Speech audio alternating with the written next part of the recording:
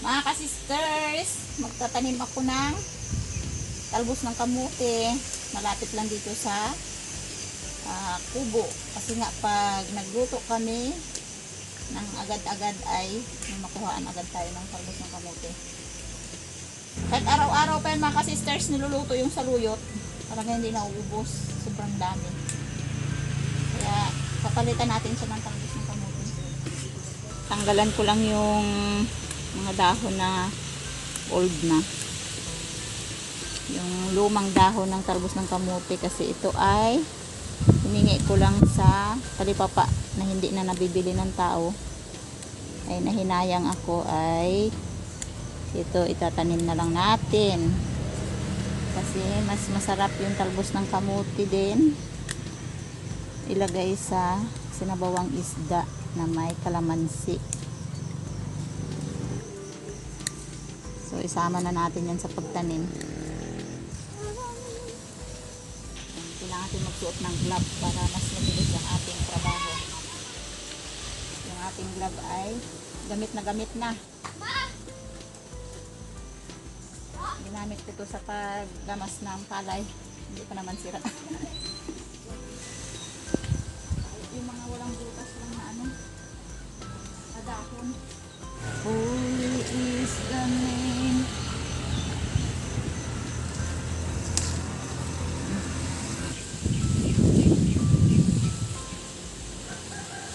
Tambak na natin yung parang organic pa yan.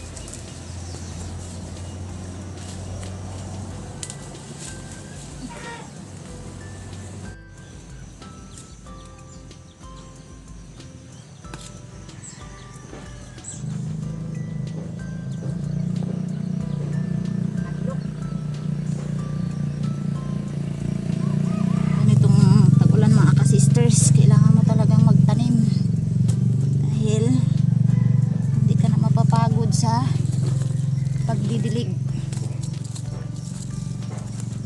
Libre na ang dilig.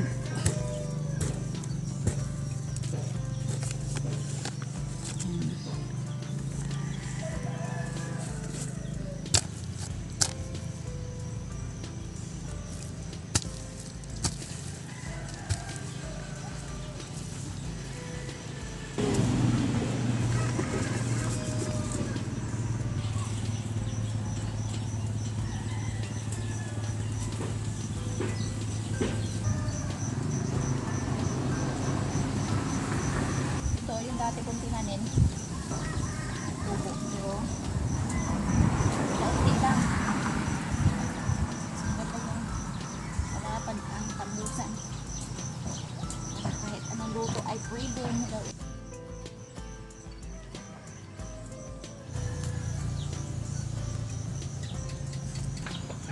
Kunti na lang.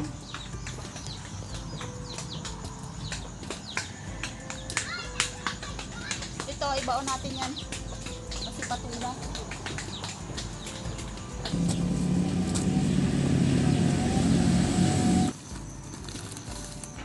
Ibaon muna natin ang patula. Ako.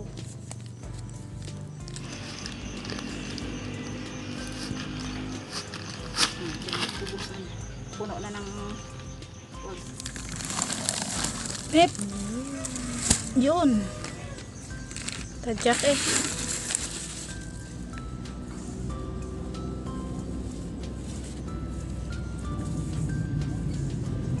Pag nabunuhan ito, tataba na yan. Okay.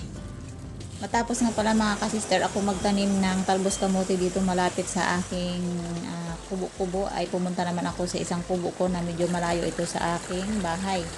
So dito na ako nagpunta para makakuha ako ng pang-ulam namin dahil naisip ko na wala kaming ulam, so gulay na naman ang aking ulamin ngayon at ano choice tayo dahil dito sa kubo na to ay marami akong tanim na talbos ng kamote, pero itong talbos ng kamote na to ay naglalaman, bali ang laman niyan ay violet, so tinalbosan ko muna siya dahil gusto ko kumain ng talbos kamote na may sausawan na bagoong. So ayan, kukunin ko muna ang mga talbos nito na kahit naglalaman yan o may laman sa ilalim ay pwede na rin daw yan talbusan kahit may laman.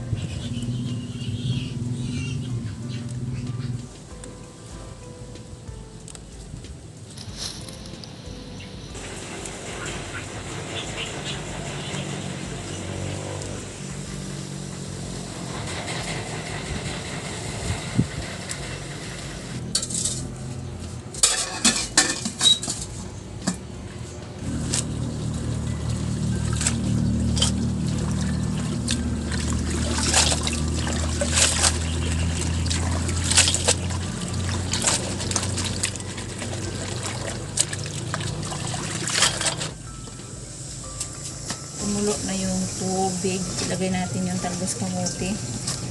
Hahalpusan lang natin ito mga ka-sisters.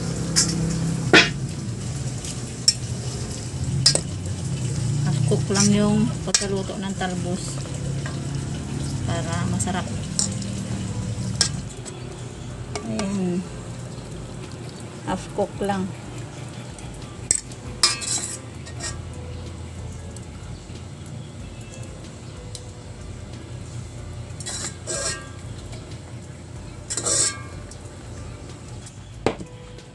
Ayan yung pinaglagaan ng talbos kamote ay dito ko lang ilaga ang saluyot. Ayan, bali inuna ko lang yung talbos kamote kasi yung saluyot ay medyo matagal-tagal siya lulutuin. Takpan muna natin ng saglit lang. Pit-pit muna tayo ng bawang.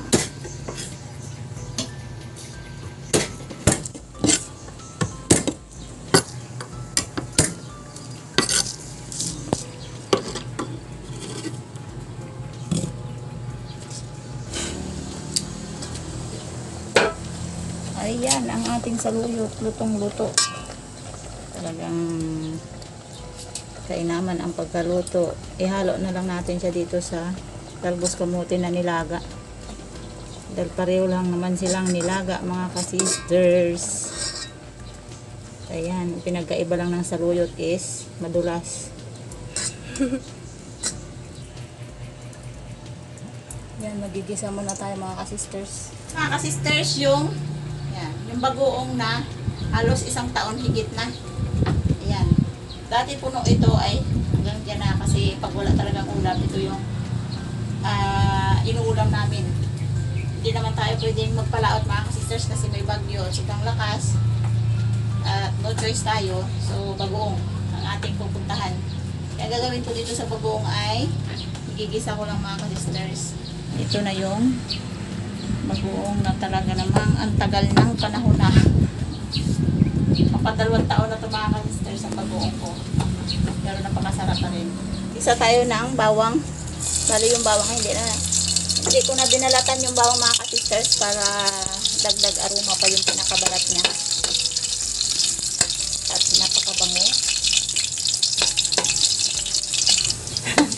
Ayan, luto na yung medyo crispy na yung bawang. Ilalagay natin yung ating bagoong. Balang bumango pa. Talaga naman. Nakakagutom sa amoy mga ka-sisters yung ginisang bagoong. Ayan. Ayan, hanguin na natin.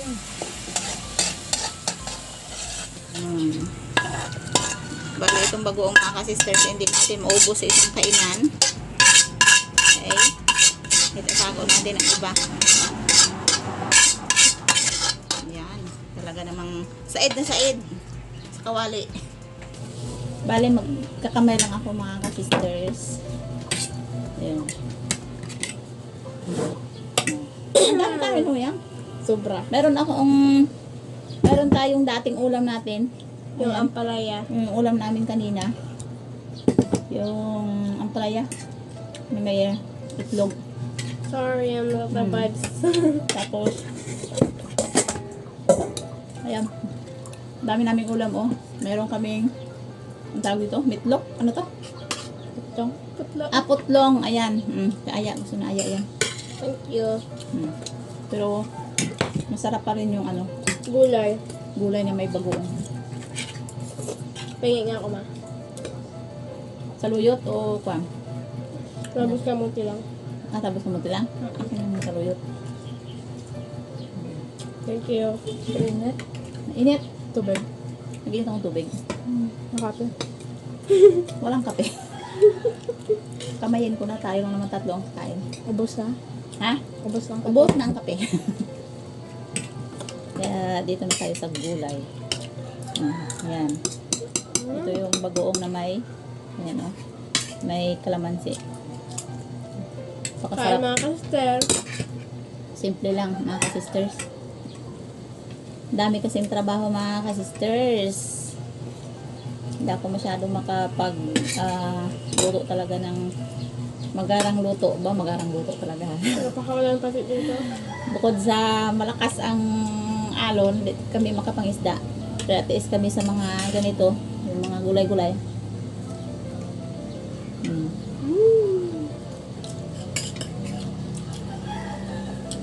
Bira ako makapag-upload mga ka-sisters kasi nga busy ako sa pagdadamo ng palayan. Dahil medyo malawak yung aking palayan ngayon.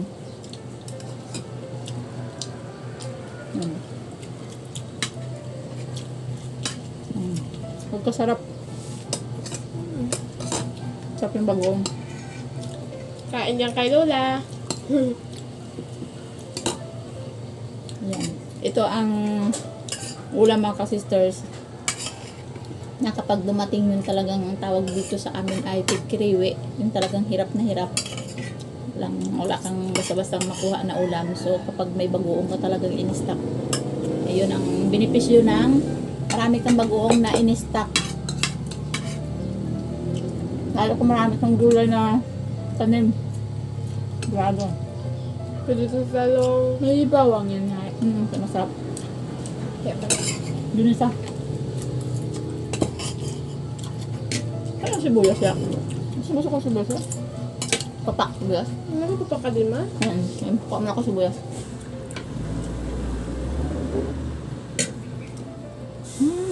Tapos sa kagad si ate mga ka-sister. Nauna kasi sa magkain.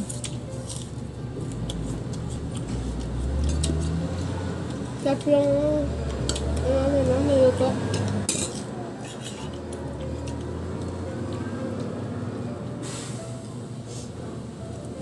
Sarap yung saluyot.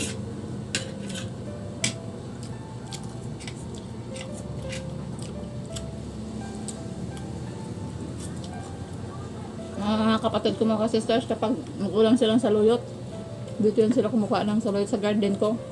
Dahil sobrang dami nga. Pero pag kumain naman, sobrang sarap na sarap sila. Kahit yung saluyot, hindi mo na nguyain. Nauna na. Madulas ba? Madulas. Wala ka pala kalunok ay doon na sa lalim. Pero talaga, ang binabangga namin sa saluyot ay bagoong talaga. Masarap.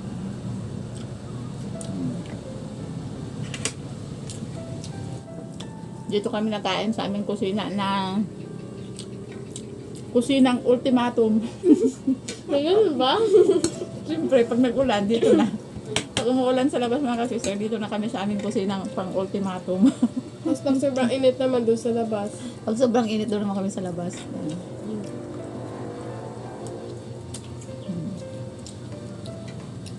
Ultimatum. Ultimatum ang tawag yun.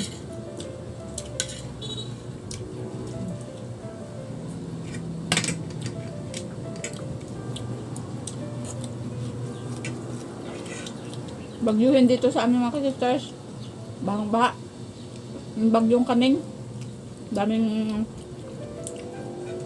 nanalasa yung ano, yung baha. Halos hindi lang kami makalabas ng bahay. Sobrang lakas ba? Lalo na hangin. Ay mga sisters, hindi na kami magtatagal. Bye-bye na. See you Bye-bye. next videos.